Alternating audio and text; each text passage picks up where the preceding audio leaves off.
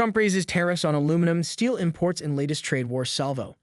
U.S. President Donald Trump substantially raised tariffs on steel and aluminum imports on Monday to a flat 25%, without exceptions or exemptions, in a move he hopes will aid the struggling industries in the United States, but which also risks sparking a multi-front trade war. Trump signed proclamations raising the U.S. tariff rate on aluminum to 25% from his previous 10% rate and eliminating country exceptions and quota deals, as well as hundreds of thousands of product-specific tariff exclusions for both metals. A White House official confirmed the measures would take effect on March 4. The tariffs will apply to millions of tons of steel and aluminum imports from Canada, Brazil, Mexico, South Korea, and other countries that have been entering the U.S. duty-free under the carve-outs. The move will simplify tariffs on the metals so that everyone can understand exactly what it means, Trump told reporters. Trump later said he would give great consideration to Australia's request for an exemption to the steel tariffs due to that country's trade deficit with the U.S. The proclamations were extensions of Trump's 2018 Section 232 tariffs to protect domestic steel and aluminum makers on national security grounds. A White House official said the exemptions had eroded the effectiveness of these measures.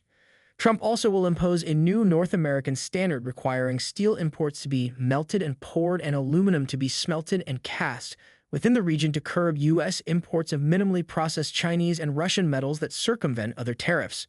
That's all countries, no matter where it comes from, all countries. The action also extends the tariffs to downstream products that use foreign-made steel, including fabricated structural steel, aluminum extrusions, and steel strand for pre-stressed concrete, a White House official said. The steel and aluminum tariffs 2.0 will put an end to foreign dumping, boost domestic production, and secure our steel and aluminum industries as the backbone and pillar industries of America's economic and national security, Trump's trade advisor Peter Navarro told reporters. As he signed the order at the White House, Trump said he would follow Monday's action with announcements about reciprocal tariffs on all countries that impose duties on U.S. goods over the next 2 days, and said he was also looking at tariffs on cars, semiconductors, and pharmaceuticals. Asked about threats of retaliation by other countries against his new tariffs, Trump said, "I don't mind." U.S. data showed aluminum smelters produced just 670,000 metric tons of the metal last year, down from 3.7 million in 2000. Plant closures in recent years, including in Kentucky and Missouri, have left the country largely reliant on imports. Steel imports accounted for about 23% of American steel consumption in 2023, according to American Iron and Steel Institute, Open's new tab data, with Canada, Brazil, and Mexico the largest suppliers. Canada, whose abundant hydropower resources aid its metal production, accounted for nearly 80% of U.S. primary aluminum imports in 2024. Canada's industry minister said the U.S. tariffs were totally unjustified, with Canadian steel and aluminum supporting key U.S. industries including defense, shipbuilding, energy, and autos.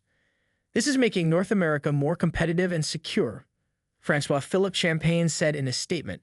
We are consulting with our international partners as we examine the details. Our response will be clear and calibrated.